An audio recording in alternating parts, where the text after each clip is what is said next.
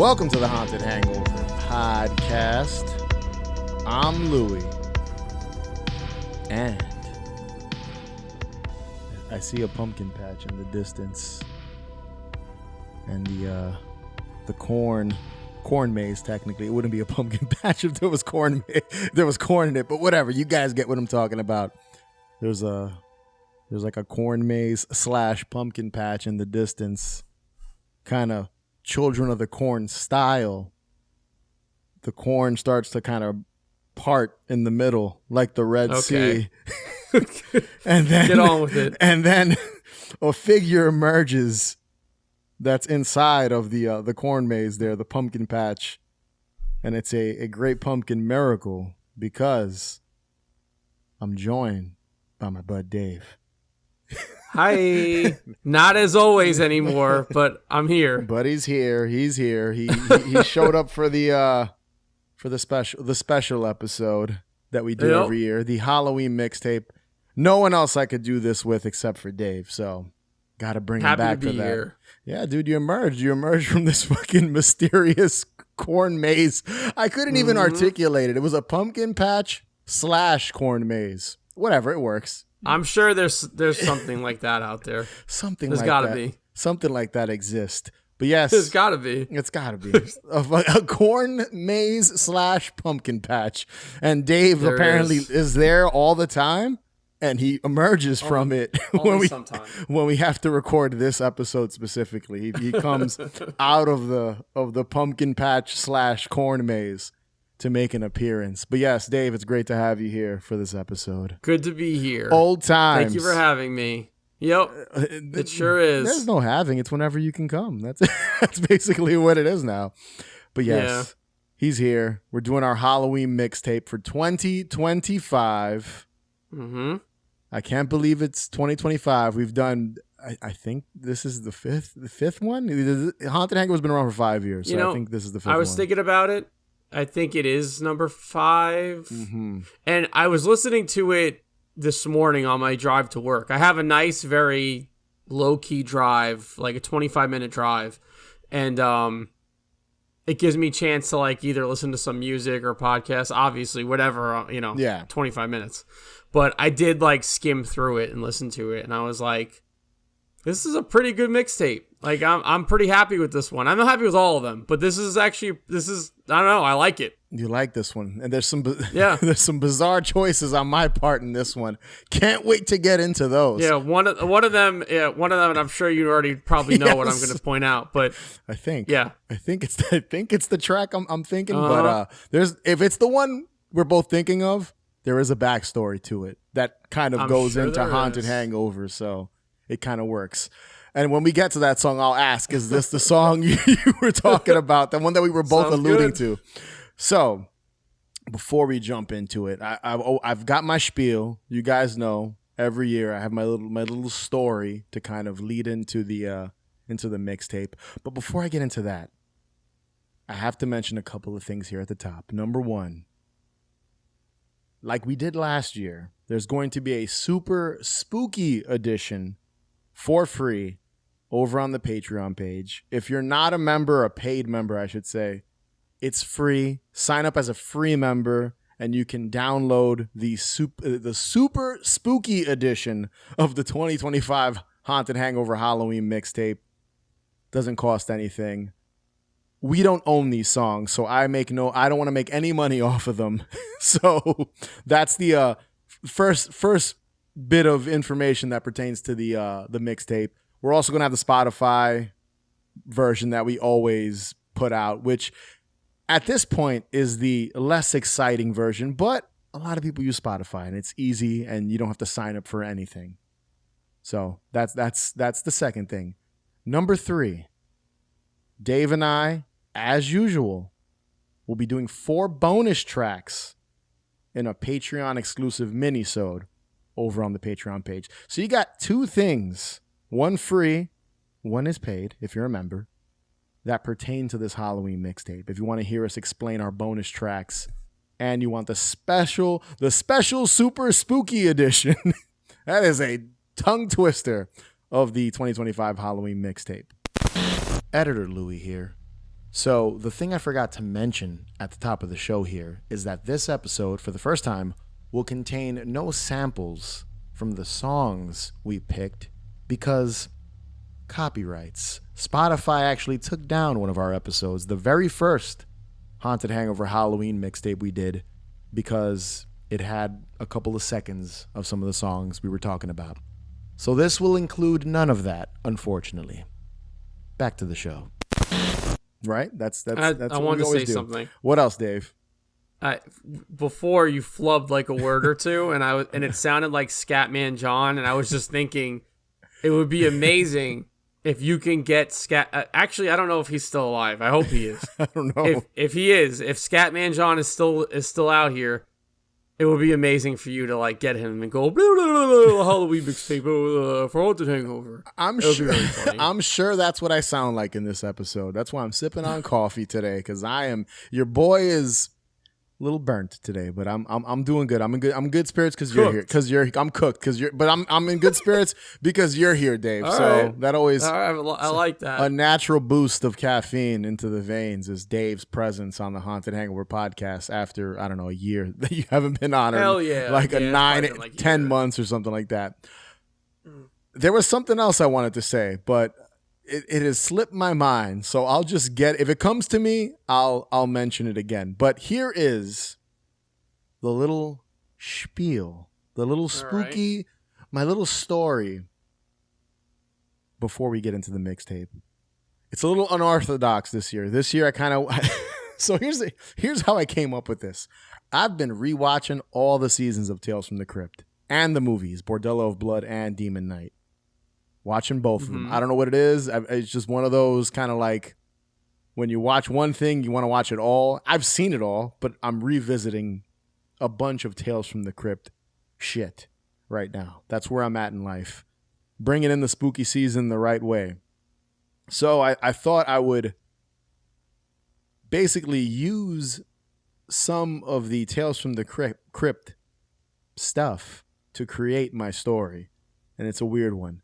So, imagine me and you, Dave. We're walking. Basically, what you see, we're walking through what you see in the intro of Tales from the Crypt, the TV show. So you know that intro where you're basically the camera is following the entire. I know this yes, intro. Yes, everyone knows this intro. It's burned into yes, my brain. Yes. I don't think I need to articulate or explain what this is. I'm pretty sure 99% of the listeners know what I'm talking about. So you and I are walking through that intro. So that POV, that's us. And we're walking, we're passing that weird gate, you know, that weird dragon gate that you first walk through. Of course. Then you go into the house. Then we walk into basically what I think is like the foyer where there's that large steps that goes upstairs. But if you notice, the camera doesn't go up them. It kind of pans to the right and then to the left. I have a question. Are we scared or are we like in a haunted, like when we go to haunted houses and we're excited, but like, ooh, what's going to happen? Like, is it that? It's that, I think. I don't think we're too, yeah. I mean, where the story goes, it would make sense, honestly. But we're a little, we're not shook, but we're kind of like gleefully frightened, I guess. I guess. Right. So yeah, you got that large step that the camera never goes up, so we don't go up it. Cobwebs everywhere. We go to that little back area that looks like kind of a library kitchen area. And then we pass through that bookcase that's a secret door. You know, it opens up in the intro to the show. And then we go down that great set of round stairs, the spiral staircase with those weird lantern eyes on the top right of the frame. And then we pass, and this is this has always been, I don't know why, since I was a young child, a small detail of that intro that I always loved. We passed that random little cauldron. You know, there's that little cauldron on the, like, it's off. I think so. Rewatch it. There's like a random cauldron before you enter the Crypt Keeper's lair. Yeah, I'm pretty sure I know what you're talking about. I don't know why. It's ringing a bell. Yeah, I love this intro. So we pass that cauldron. We go into the Crypt Keeper's lair, and when we enter, my man's having a Halloween party. He invited us. So it's kind of like a commercial we talked about in a previous episode. I forget when. This was a while ago, I'm sure, where it was like I think it was like a mug root beer.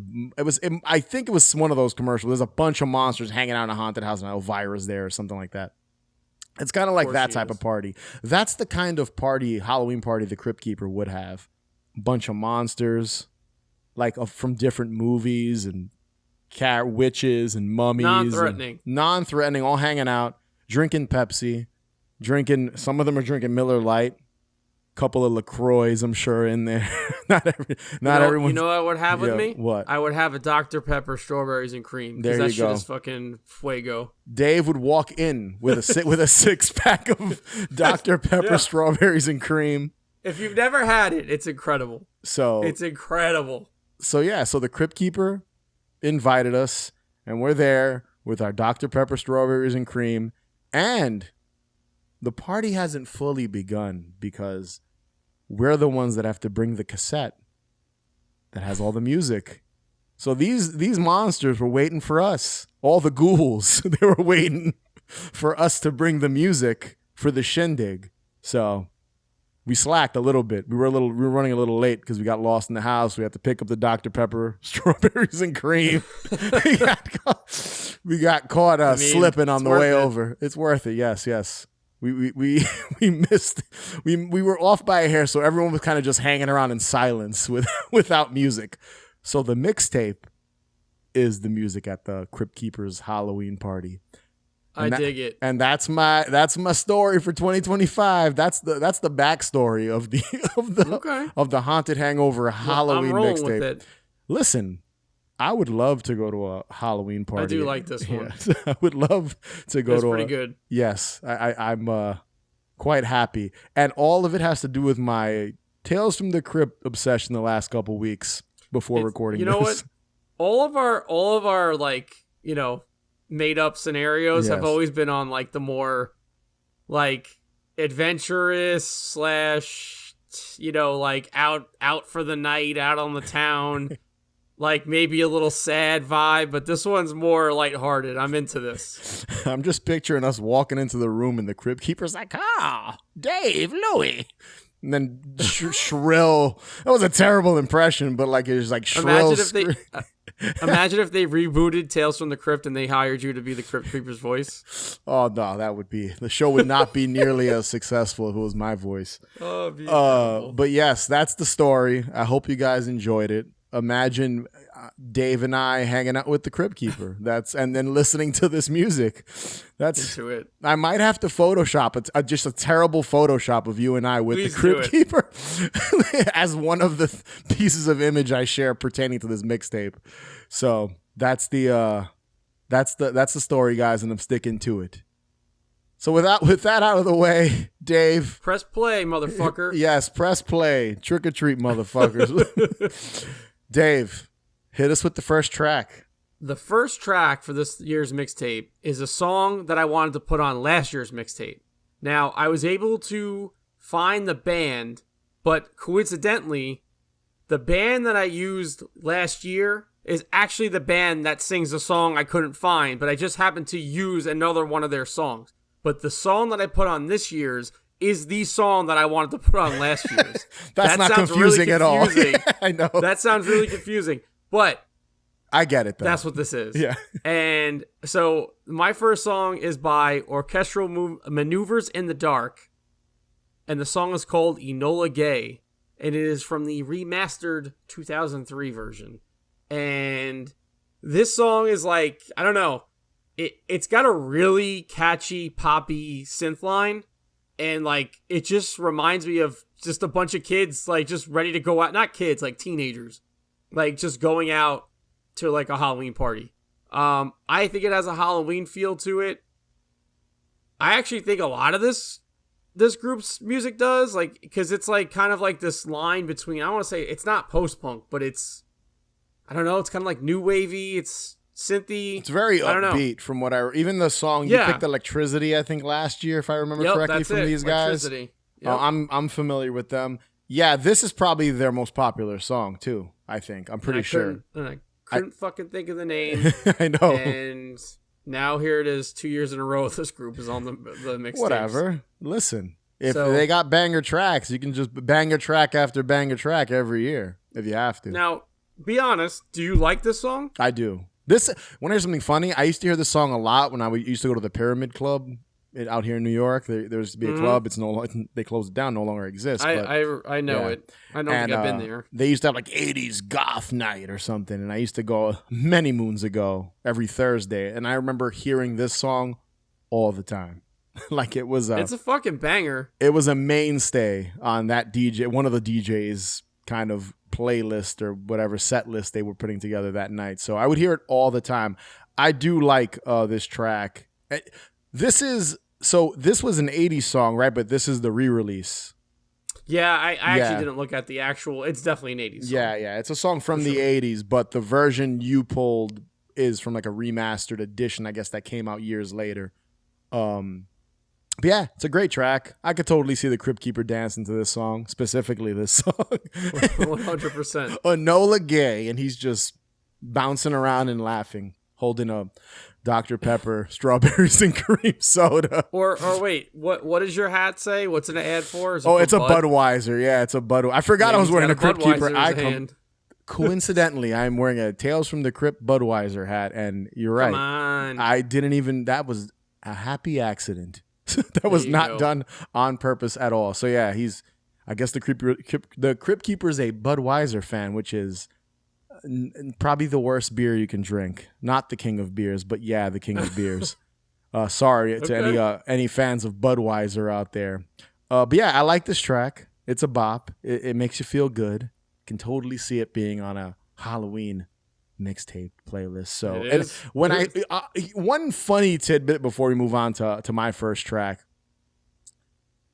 it took me a second to realize. I was like, did Dave pick the same song again and not realize it? But then I looked, I was like, no, it's the same artist. Similar sound. It's a little similar sounding. Yeah. Like if you liked that track from last year, Electricity, you'll like more than likely like Enola Gay, and you'll probably like all their stuff because they definitely have a sound, and all of their stuff sounds quite similar. So, good stuff. Thank you. All right, so my first track. Here we go. This is a instrumental, little weird one. It's called "Witching Hour" from Cursed Pumpkin. There's not a lot of information about this artist out there. This track is 5 years old, funny enough. This came out on Halloween in 2020. Basically, it's a synth project from Hungary. I don't know how accurate that is. That's what it says on their Spotify and on their social media pages.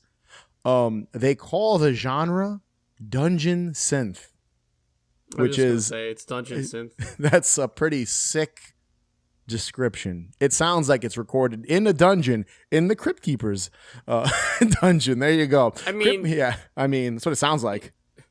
It's not far off from music that would probably play like as an alternative version to the Tales from the Crypt theme. 100%. Yeah. It does have. There's one other thing it reminds me of. So Varg from Burzum, the black metal band, the guy that killed Euronymous. That's a story for another day. Here we go. He is not the best human being, but Burzum has black metal. But when he was in prison, he recorded a bunch of instrumental albums under the Burzum band name, even though he is that band. That sounds kind of like this. It almost sounds like it belongs in a fucked up, spooky Renaissance fair. That's kind of the vibe it gives me.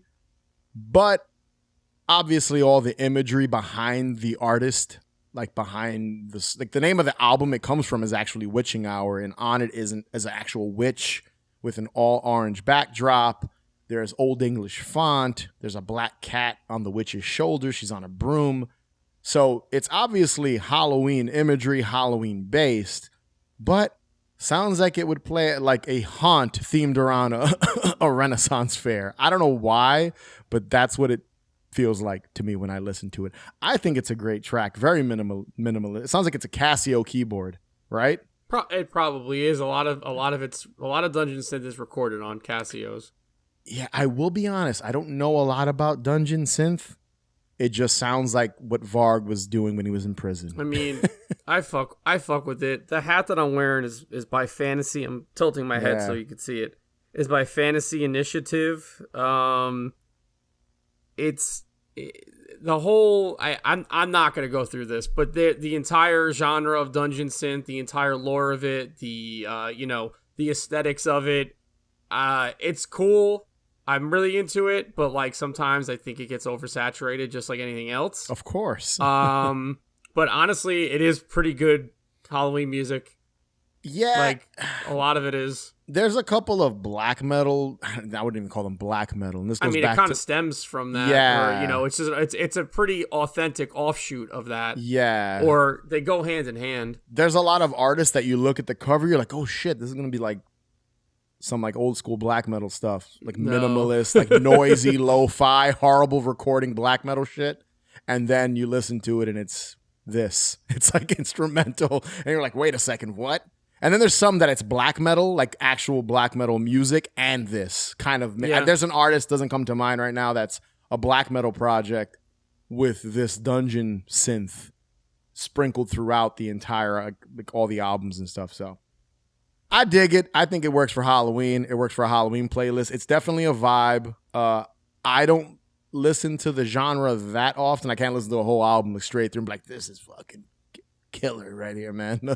But it definitely works. A couple of songs, like sprinkling them throughout like a Halloween. Like my Halloween, my main like personal Halloween playlist, I have a couple of tracks from this artist. So Chris Pumpkin does it good. Just because obviously being a Halloween fan, I think Chris Pumpkin does a good job with this genre. So I dig it. Listeners, let Dave and I know what you think of Dungeon Synth. What you think of Chris Pumpkin Witching Hour. Listen to the whole album. I'm sure you'll enjoy it. All right. Rest in peace, Ozzy. Bark at the Moon. Listen, this is a Halloween song forever. A staple. 100%.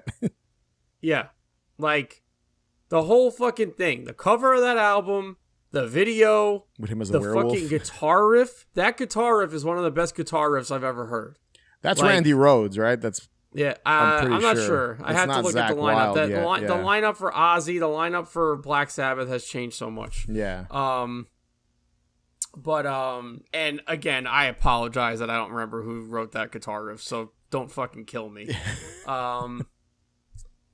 I could go pull the tape out right now if you really want me to. No, you don't have to. So, I mean, like, I feel like this song has absolute, like, you could put this song every single year on a Halloween mixtape and no one's going to say anything. I mean, it's on most. If you go on Spotify right now and you just look up Halloween playlist, 7 or 8 times out of 10, this song will be on that playlist. The whole album is amazing, number one. Great. And yeah, the music video itself with him as a werewolf and him bound, like that imagery kind of just goes hand in hand. I mean, old Ozzy in general just works for Halloween and evil shit and just kind of spooky stuff, like just the whole vibe he was giving off. Even though at this point, I think he was like, wasn't he like blonde with the mullet, right? I think this is that version of Ozzy. Oh no, maybe not. No, I know he was a little more vibrant at one point. He wasn't the Prince of Darkness. He had he had all black and all that and the little glasses, and then the way he looked in Black Sabbath, and then his solo, like early solo stuff. But yeah, I mean, like the way he looked in the Jerky Boys movie? Yes. Yes. Which I think has come up before on the show. For some reason, The Jerky Boys have popped up on this show, usually from you, Dave. So that works. There you go. It's an amazing movie. It is an amazing movie. Real quickly. Yeah. Sheila and I are going to a really big Halloween party in Queens on Halloween at the Knockdown Center. Okay. I'm seeing John Carpenter there in a couple of. Awesome! Yeah, and yes. I think in a few weeks. I've never been to Knockdown Center. It's like I guess it's a big warehouse. There's like multiple rooms. ESG and Sun Ra Orchestra or Orchestra. I'm not sure how he pronounces that, or they pronounce it. They're playing. It's a wild Halloween party.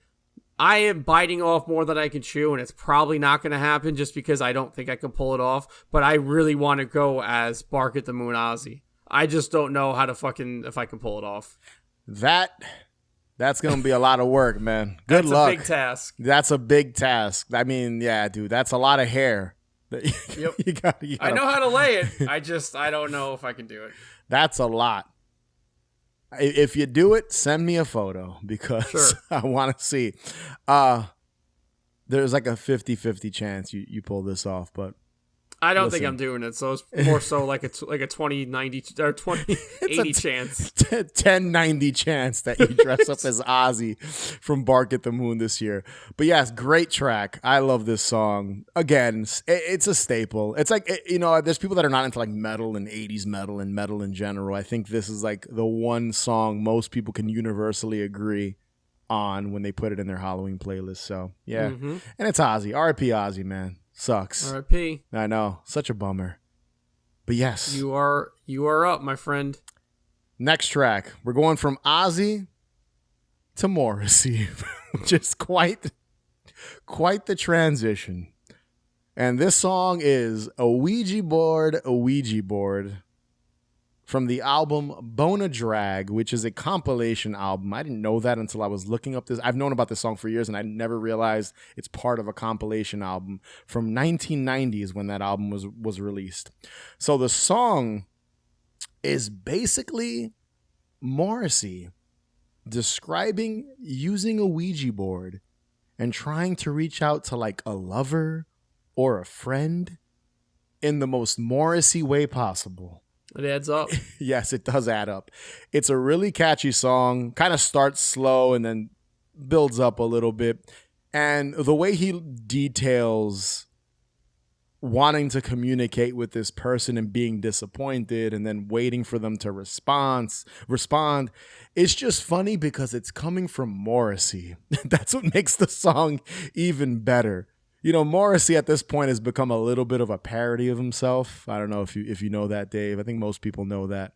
So it's just funny to think that back in the day, I could picture Morrissey like in a dark room by himself, like drinking wine, if he even drinks, I don't even know, with candles lit, whatever, coffee, it doesn't matter, smoking a cigarette or something, got weed, who knows, and seeing a Ouija board and being like, you know what, I need to write a song about me trying to communicate with the dead using this Ouija board and failing, but then talking to somebody finally. He's like, that would make for a killer song with like his British accent. I don't know. I love the song. I get a kick out of the fact that Morrissey really wrote a song about a Ouija board. I mean, it doesn't surprise me. Doesn't. I'll be honest. Yeah. I'll be honest. I never really listened to like a lot of the solo stuff. It was always just the Smiths. But yeah. I like the song. Like I genuinely I liked it.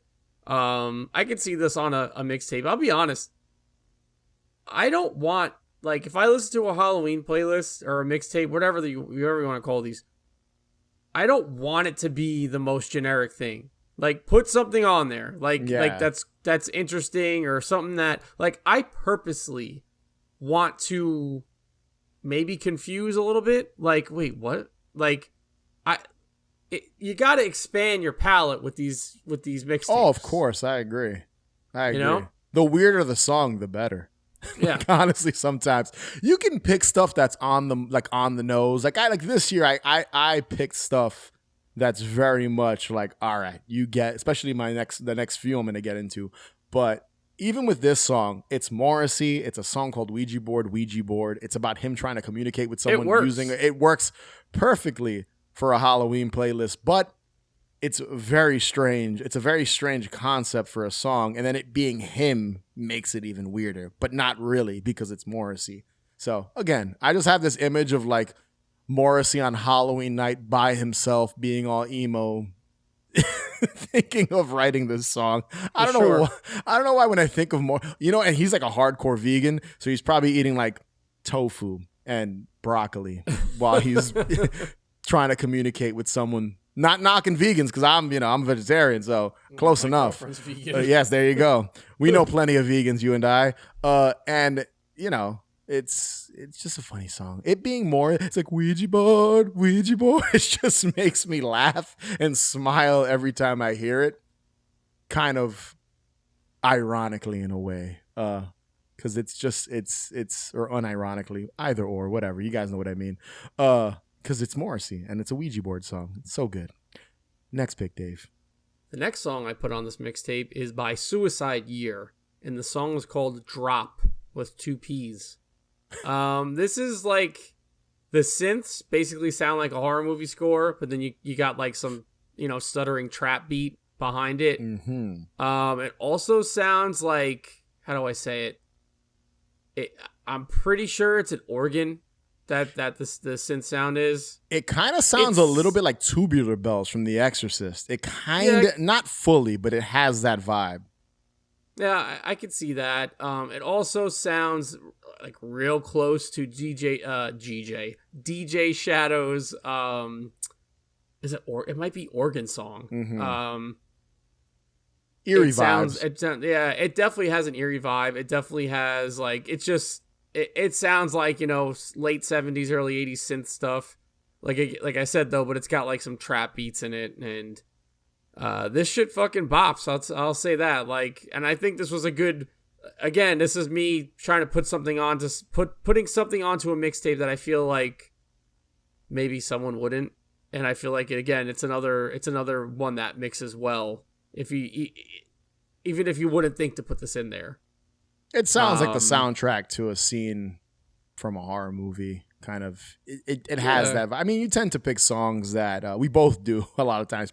We tend to pick instrumentals. Some, it might not be the intent that it's spooky, but it definitely has, it gives off that atmosphere where it feels like it could score a scene. We've picked all kinds of genres of electronic not synthwave, but synth-based music. I mean, synth is such a broad term. Like the Cursed Pumpkin song and this, very different, but both were probably created using a synth and very different type of music involving a synth. So I like this one. I was not familiar with this song in your bunch. So Suicide Years, his stuff is really good, but this is like earlier stuff. I think this is like 2014, 2015. Oh wow! I think he's 10 still years producing. Old.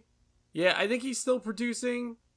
But I'm just not sure what. Like, I kind of I don't follow the person anymore, so I don't know. But Dave's this is like the heyday of like. No, I don't mean like that. Literally, I just mean like a stuff. Like this was like the heyday of like. I don't know, like the music blog shit. Like when people were like just putting shit out and like everything was just word of mouth through blogs. You know what I mean? Like this was like what that era was. So that era's long gone at this point. I know it's long gone. It fucking upsets me. It's a bummer. I know. Regardless, music streaming services kind of butchered that, but it is what it is. On to your pick, bud. Moving on. All right, this is where we're going to get frisky. This is where we're going to get nasty. So ask me it right now. Okay. Is the song that you thought, that we mentioned earlier, we were alluding to, is it Halloween 2 Pumpkin Spice? Yes. Okay, perfect. All right, so my next pick is Halloween 2 Pumpkin Spice from Ashniko, I believe is how you pronounce it. Ashniko. This is a single released in 2019, so October 25th, 2019. She has 6 Halloween-themed songs. She's released one every year the last 6 years. This is the second installment of that. There is an EP. If you look up Ashniko, Halloweeny, there's an EP with all 6 tracks, but it was originally released as a single. Now, funny story. I did not know about Ashniko. I did not know about these Halloween songs. My sister, so Sam, part of Haunted Hangover. I was in Texas 2 years ago, and during the Halloween season, and the wife and I in the back seat. and my sister, her girlfriend, in the front seat. We're going to a Beetlejuice-themed bar in downtown Houston, I believe. And my sister goes, Sam goes, hey, have you heard the song Halloweeny 2 from Ashniko? I'm probably butchering the name, but I think it's Ashniko. And I'm like, no. And she plays the song. And I was like, this is fucking ridiculous, but it's hysterical. Just the innuendos alone are ridiculous. Yeah. Now, this is an ignorant song. And basically what she's doing in the song is correlating sexy time with Halloween. I think it's fun. Now, the best way to articulate this is to hit you with a few lyrics. Dave, are you ready for this? Do it. So, when I recite these next 3 or 4 lyrics, you'll definitely get the vibe the song is kind of going for. What it's going for. First line I have jotted down here. Pussy's tight like he's fucking a pumpkin. Okay. Booty spooky, got him shaking, he's jumping. Pumpkin spice this pussy, happy Halloween. And then get a little Halloween head. So by those lines alone, you get what she's given. It's about they're having fun. Yes. Cunnilingus, I believe is how you say the proper medical term on a young lady. But pumpkin spice. Fun. Yes. I'm not sure if banging a pumpkin is going to be tight, but yeah. Okay. I mean, according to Ashniko, pussy's tight like he's fucking a pumpkin. So I just think this song, Halloween is mentioned a bunch, obviously. And the innuendos are hilarious. There's some other ones. I think there's one, she says Friday the 13th. There's a Freddy reference in there that she'll give you nightmares, and it's ridiculous. And I highly recommend listening to the other 5 tracks that are Halloween themed in this EP. I'm curious what people think of this song. So if any of the listeners, you listen to the Halloween playlist, leave a comment in the video or on Spotify in this episode, or leave a comment on Instagram, because I want to know whether you guys love or hate this track. I personally am a fan.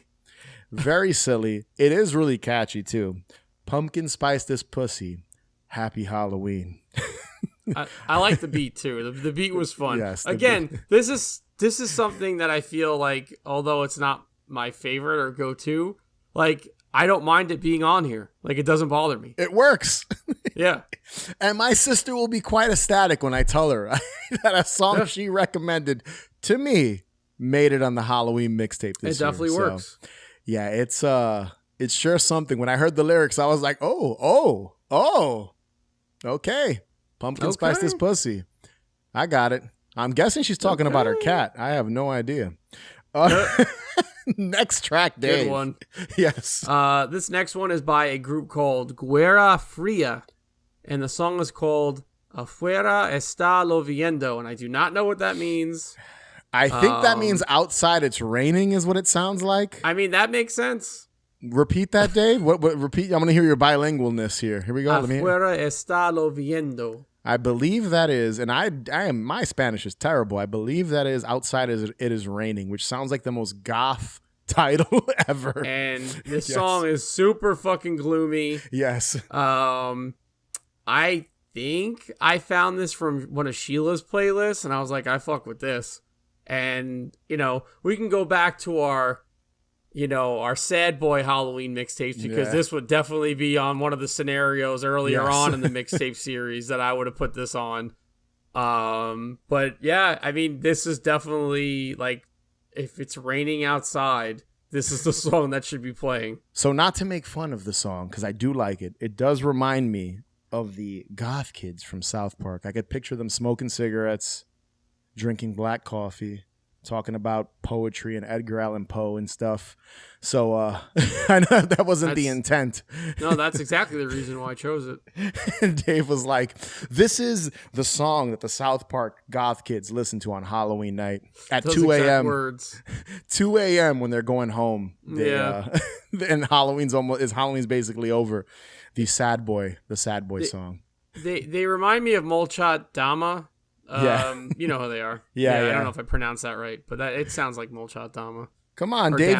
It wouldn't be a Haunted Hangover show if Dave and I weren't back butchering the titles of things and not saying things, not pronouncing things the right way. Classic Haunted Hangover here. What do you think the Crypt Keeper would? How would he react to this song? This is what I'm picturing. The Crypt Keeper, at this point, he's either drunk off of his Budweisers or has a sugar high, and now he's crashing from all the Dr. Pepper strawberries and cream. He's had about 6 of them. He left you 1, and he drank the other 5. So I can picture the Crypt Keeper with John Cassier's voice coming out of him. You know, there's that big head in his crypt. I don't know. There's like a giant head he sat on before. I could picture him like almost passed out. Like he has like a little belly because he's been drinking and all this shit. And he's like just trying to like slowly dance to the song, like at the end of it. Or that's what I picture. There's one more. What's there's the other one more one? scenario. He's crying in his casket. He could be. Maybe his girl left him. The Crypt Keeperette. I think it's likely he's crying in his casket. Yeah, the Crypt Keeper, man. He's an emotional guy. I get it. All right, my next track. Metal song here. The title is It's Halloween Night, The Witch's Jack-O-Lantern from Acid Witch. Another single was released on October 31st, 2019. The best way to describe this song, so you've got like, it's kind of like spooky death metal is what they're going for, with really shrill, guttural, not even guttural because it's more like grindcore, but more just kind of like high-pitched shrill shrieks. Sounds like almost like a I don't know, a banshee or something. And there's also creepy synth, a screaming banshee. There's also like creepy synths throughout the song, and the guitar has a certain kind of tone to it. I believe the artist that I know a lot of people love, I think he's involved with this, Slasher Dave, another Dave.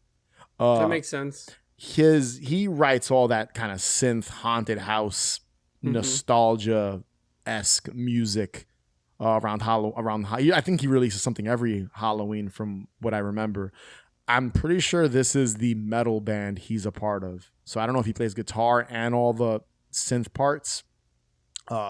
So I dig it. They have an entire album called Evil Sound Screamers, which is an entire Halloween metal album, which I dig too. I dig all their stuff. It's all about cauldrons and witches, and you know, they're called Acid Witch, so like it kind of makes sense. Like that's a great cauldrons. Way. Acid, it's like you're on acid, and witches, so it's like all trolls, and I'm not even joking. When you look at all their album covers, it's like different types of imagery of fantasy, like the dark characters you see in fantasy, and then Halloween. So kind of combined. It's very exaggerated artwork. Yeah. I know it's a little tongue in cheek. You know, this is one band I never really like dove into. Yeah. But I know a lot of people like them. Yeah, it's it's almost like stoner rock, but with a horror tinge to it, and it's heavier. There's no clean vocals at all in this. I dig it. I wouldn't say I listen to them often, but I think during the Halloween season, it is a fun listen. Especially Evil Sound Screamers, that album specifically, the Halloween. There's a lot. The album starts with a sample of the Halloween safety video with the talking pumpkin. I believe we covered that a few years ago on the show. So the album starts with that pumpkin, and then they warp his voice when he's talking about the dangerous parts of Halloween to make it all creepy. That's how that album starts. And even this song, It's Halloween Night, The Witch's Jack-O-Lantern, starts with I'm guessing this is a regional sample, because it says, tour the haunted legends of old Detroit. That's literally, it's like, I don't know if it's a news report or a commercial for some sort of tour. I'm guessing that's leaning more towards the latter. But what a great way to start a song with this random, really obscure sample right at the top that has to do with Halloween. I dig it. I like it. We don't add a lot of... I was going to pick a different song. It was between this and something else that I won't mention because I might pick that next year. And I went with this because it was a little more on the nose when it comes to the Halloween season. So that's why I went with the Acid Witch track instead of what I was going to pick. So yeah, I was curious to hear what you thought of this track just because it's a little... I wouldn't say this is a Dave. I wouldn't say this is a band Dave would listen to. Well, no, I mean I feel like if you want to put it to a genre, I feel like it lies somewhere within the like the doom to death metal genre, somewhere so like between the stoner rock. There's stoner rock aspects of it, which is weird because you wouldn't correlate that with Halloween and horror shit. But listening to the song just made me want to be like, I should say, made me want to listen to their discography more. Yeah. But again, I like it in the playlist. I think it works. It does. And it's wearing its what's the word? It's wearing its intent, I feel, on its sleeve. Yeah, it's on the nose. It's Yeah. right on it. There's no denying what it's trying to do. All right, next track, Dave. So this next song, and it's funny, I've been wanting to put this on something, and I felt like, okay, this is the time. Because I think I maybe wanted to do it last year, and I forgot. So this song is called Maplethorpe, parentheses, The Leper Song, and it's by a band called Lace. So Lace was there. Do not believe they are a band anymore. They were on Funeral Party Records. Funeral Party Records has put out a lot of really great releases. They just put out the new Whir record. I don't know if anybody here listens to Whir, but it's one of my favorite bands. Whir is good. This is this strange like fusion of like literal hardcore punk and post punk, but like it's not the post punk that you think. Like there's just like these angular guitars that are in the songs. And this song is the only song that has, like, not shouted vocals, even though the vocals are kind of shouted in this song. But I just thought it was something a little harder edged, and I don't know. I just really like it. I like the way it fits on here. It's the only song on this record that sounds like it. And the rest of the shit is just straight up hardcore punk stuff. Like I said, with a little bit of post-punk in there too. Yeah, because I could see what you're describing, how it's kind of like a punk band, but they're adding it. It's more like the drums and the guitar kind of give it that post-punky feel with the shouting. It's a unique sound. But you just wanted to add it. There's no Halloween inspiration behind it. I mean, I feel like... it's dark. It definitely gives off that kind of, it's a dark, I keep saying vibe and atmosphere, but put it this way. Yeah. If you were to take, say let's take a scene from Return of the Living Dead and let's take, the TSOL song out of there and add this song on there, it would work. Yeah, you're right. I could see it. You know what I mean? I mean that's not a Halloween movie, but still, like, I feel like it's a good accompaniment. I probably said that wrong. Close enough. For a Halloween evening. That's just, I guess if that's probably the way I would describe it. If we were in a movie and we were characters in that movie, this is a song that would play in a scene. That's kind of what I'm picturing, what you're thinking, right? Yeah. That makes sense. I get it, especially with your description of the Return of the Living Dead soundtrack, which all those songs end up on Halloween playlist as well. So that makes sense. So it's probably also why I chose as an example. Yeah, more than likely. All right. The last song in this episode before we that was my last one. Before you got to go over to the Patreon page and listen to our reasoning behind the last four. So to wrap up this episode, my last track is the song Halloween from The Arsonist. The album is As the World Burns, released in 1999. This is a hip-hop group from Brooklyn, Bushwick, I believe, if I remember correctly. And so the lyrics to this song, the word Halloween is said a lot. The word every day is Halloween is said. This is the hood version of the Ministry song. I literally wrote that in my list. I remember the Ministry song, Every Day is Halloween. Yeah. In this song, they say it the same amount of times. But I like the lyrics because they're talking about, listen, guys, two New York guys here from the city, Long Island, Queens, whatever. They use kind of what the streets are like and they use Halloween as an allegory to describe guns, weed, masks, like be careful who you trust. Every day is Halloween. You don't know who that is behind that mask. He might have a gun. Would fit perfectly in the Tales from the Hood soundtrack because I did pick the Gravedigger song last year. For sure. So I kind of wanted to play off of that and pick another song. And I like The Arsonist. I like their I think they only have like 3 albums. Yeah, I mean, I feel like this is a great hip hop track for a Halloween playlist. I mean, it's titled Halloween. And when you listen to the lyrics, every day is Halloween, I guess in Bushwick, which in 1999 seems accurate. Maybe not in 2025. I think Bushwick is quite different now. But in the late 90s, Brooklyn was a different place. I will say that in 1999. Pre 2001. Yes. So I stopped myself from texting you about this to bring it up on the podcast. Okay. So it's organic and it's real. Back in 1990, I got into hip hop in 98. So I was in 11th grade, something like that. Yeah. So I was about 16 years old. So I had a mixtape. I had to give this story to give context to what I'm about to say about The Arsonist. I got a mixtape from a friend.